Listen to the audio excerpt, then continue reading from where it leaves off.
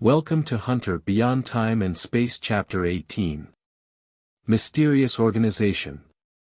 Compared to being transported to Cell Block 18, Qin felt that tonight was more like a real crisis. He couldn't determine who the other person was or what their intentions were. Meanwhile, the other person was suspicious of him and began to tail and track him, which was a terrible feeling. It felt like he had rushed into a world where beasts roamed free from the sheltered environment of his school. Or perhaps, this was the true nature of the world. It was very dark outside, and Qin walked through the greenbelt, relying on the tall phoenix trees on both sides of the road to cover his tracks. The adrenaline pumping, heart-racing tension finally dissipated when he had walked for an undetermined distance. When he returned to his residence on Xingshu Road, he even sat in the shadows for half an hour until he was sure no one was following him before deciding to go home. At this time, the air was crisp and cool, but the clothes on his back were already soaked.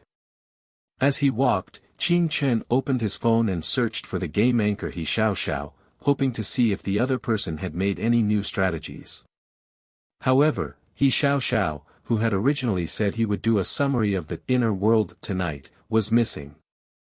Fans in the comments section were asking why he hadn't started broadcasting yet, but He Xiao did not respond. Had this anchor also been taken away by the mysterious organization? How many such mysterious organizations were there in the country? Qin couldn't be sure. Suddenly, police sirens sounded outside the community, and police cars drove into the community. Qin followed along with a frown, and the police car happened to stop at the entrance to his building. Crying from a woman and cries of agony from a man could be heard from the second floor. By now, all the neighbors had come out, and the residents of other buildings had formed a circle downstairs. Qin quietly watched from within the crowd. "What's going on? What happened?" an old man asked in confusion. "Isn't there a man in this building who often beats his wife?" a woman with a child in her arms said, swaying back and forth. The woman in that house had been hospitalized before, but the man didn't change.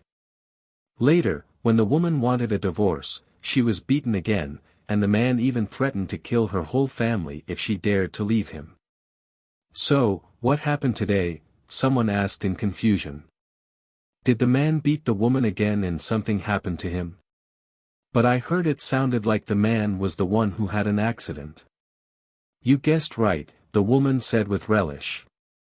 "I was going to go up and stop them earlier, but I found out that this time, it was the woman who beat the man." "What?" someone exclaimed in shock. "That man got drunk again tonight and came home wanting to beat his wife. Guess what happened? You've probably heard that a lot of people have been crossing over to other worlds today, right? It seems that his wife also crossed over and came back," the woman said with relish. At first, the woman was still being beaten and didn't dare to fight back, but later she was probably beaten to the point of collapse and fought back. She broke the man's leg. It's a pity for the little girl in this family. She's so young, yet she has to suffer like this. Qin finally let out a sigh of relief when he heard this. To be honest, he didn't sympathize with the man at all, and he even felt like laughing. What could be more pathetic for a man than beating his wife? He couldn't win. This family of 3 lived upstairs from him, and in the 2 years that he had lived there, he had often seen the woman holding her daughter crying downstairs when he returned from his evening self-study class. The woman was nearly 30 years old and had a pretty face, but her husband always thought she was seeing other men, so he beat her when he drank. Later, Qin learned from the neighbors that the man would beat the woman whenever he saw her talking to other men. It was only fitting that he was beaten into submission now. At this point, the police had already gone upstairs to question them, and the man, who was writhing in pain, was carried away by an ambulance. Qin took a look and saw that both of the man's arms were bent irregularly, indicating that he had a broken bone. As the ambulance drove away, the police waved their hands to disperse the crowd. Qin Chen was about to go home when he saw the little girl sitting forlornly at his doorstep. "Brother, my mom asked me to come to your house earlier, but when I knocked, you weren't home," the little girl said with a crying voice. The little girl's name was Li Tongyun, and this wasn't the first time she had come to Qin Chen's house to hide. Qin Chen wasn't the kind of person who interfered in other people's business, but one time when the couple upstairs had a fight, the little girl sat crying in the hallway by herself. At that time, Qin Chen had just finished his evening self-study class, and as he was about to pass by the little girl, the man upstairs came out looking for her. She asked Qin Chen if she could come to his house for a while. Eventually, Qin Chen agreed.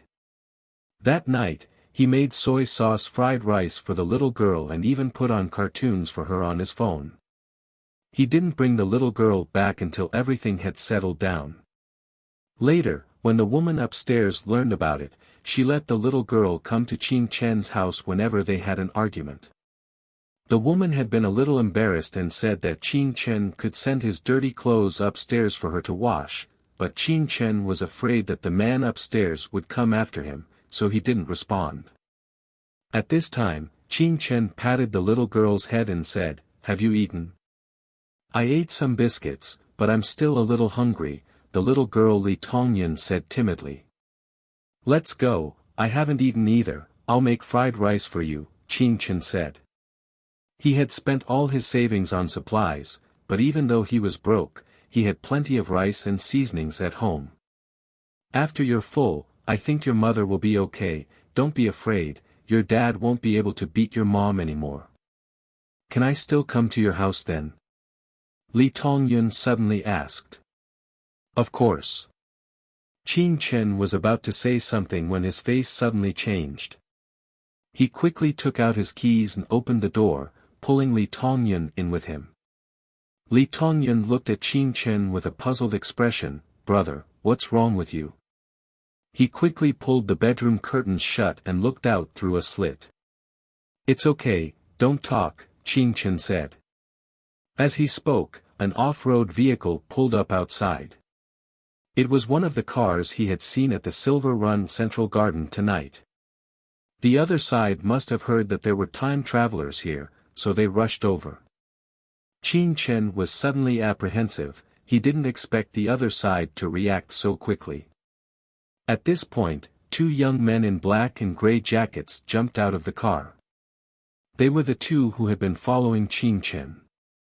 Qin Chen's heart began to race, he thought this was a narrow escape. The young man in black looked towards the window where Qin Chen was hiding and Qin Chen quickly got up and moved backwards. "What's wrong?" the man in black asked his companion. The man in black smiled, "Nothing, I'm just looking around. I have a feeling someone is watching me, but it's probably just my imagination. Let's go upstairs and get things done." Qin Chen was worried about the woman upstairs. More accurately, he was worried that if the woman upstairs were taken away, Li Tongyun would be in trouble.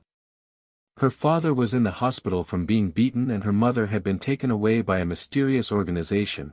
What was going to happen in the future? 10 minutes passed and before Qin Chen could figure out what to do, the two young men had already come downstairs. They simply got back in their car and left, without taking Li Tongyun's mother. What's going on? Qin Chen was now a little confused, weren't they supposed to capture all time travelers?